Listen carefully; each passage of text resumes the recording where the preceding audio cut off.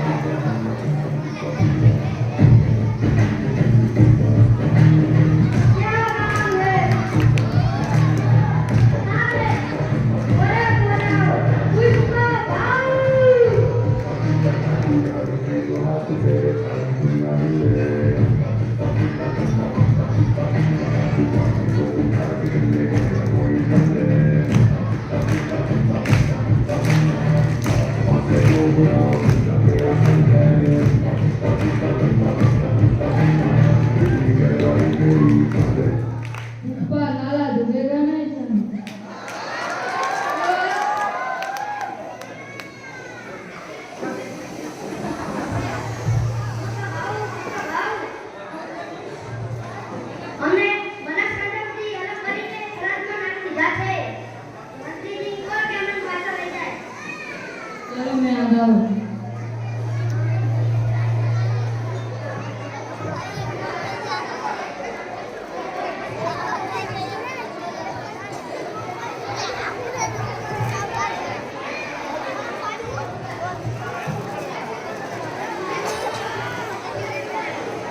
मंत्री को बोल पुष्पा आया है। बोला अपने पुष्पा नो बोला अंदर पहले केवो है पुष्पा हाँ, चलो मैं अंदर।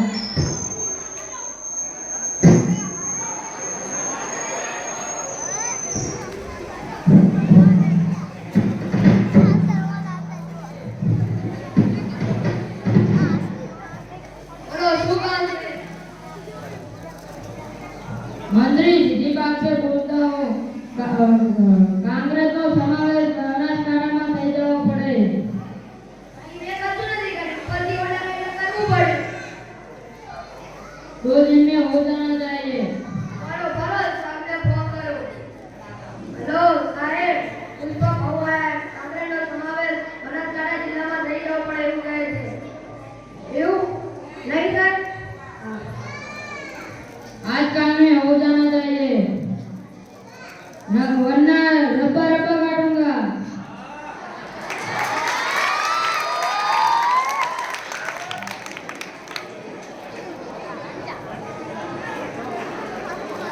સીધી કરું બરો હેલો સાહેબ પુષ્પા કહું કહે છે કે એક એકને રબ્બા રબ્બા કાપવાની વાત કરે છે એવું વાત છે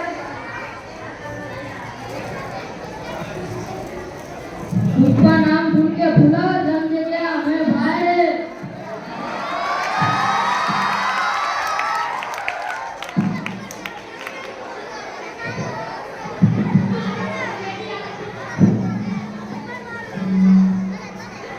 અમારી માંગે આપણો દિલ્લો તે જવું છે તે મૂક્યા અમને આપો નહીંતર ભાગશું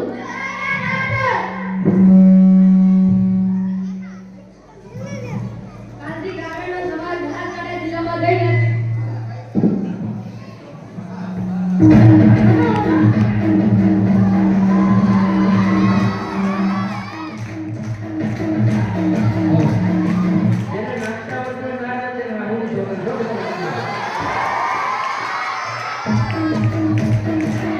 વાહ ભાઈ વાહ વાહ ભાઈ તાલુકો બનાસકાંઠામાં સામે થઈ ગયો છે